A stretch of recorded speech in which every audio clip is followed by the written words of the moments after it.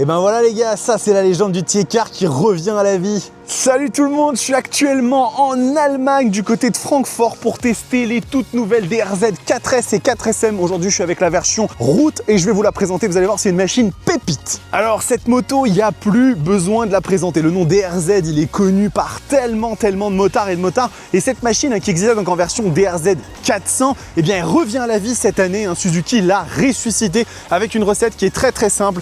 Un Supermoto hyper fun avec un monocylindre ultra léger qui est là pour s'éclater sur la route bien évidemment, mais aussi un petit peu sur la piste. Je vais vous la détailler, vous allez voir, il y a quelques petits aspects qui sont vraiment cool. Donc premièrement sur cette machine vous avez donc comme je vous le disais un monocylindre de 400 cc qui développe 38 chevaux. Alors bien évidemment face à des Hypermoto ou des SMCR c'est beaucoup moins, mais la machine elle est très légère et puis c'est surtout en fait une bécane qui est faite pour s'éclater à des vitesses qui sont plus basses mais avec une partie cycle ultra cool. Sur la bécane on va retrouver du coup un châssis en acier avec un petit bras oscillant en aluminium qui est vraiment pas mal du tout. Et puis du coup la bécane en fait va avoir un poids qui est ultra léger, 154 kg, donc ça se manie comme un vélo. Niveau partie cycle, une grosse fourche inversée Kayaba de 46 mm avec une course gigantesque, parfait pour un Supermoto. Au niveau freinage, on retrouve un étrier axial Nissin, plutôt léger quand on est sur des machines assez lourdes, mais à ce niveau de poids ça passe sans aucun problème et en plus c'est relativement réactif et assez mordant, moi j'adore ça. Côté électronique, on joue la carte de la simplicité, mais la machine a beaucoup évolué quand même à ce niveau-là avec un écran LCD qui est très lisible à défaut d'être ultra moderne comme un TFT. Et puis on va retrouver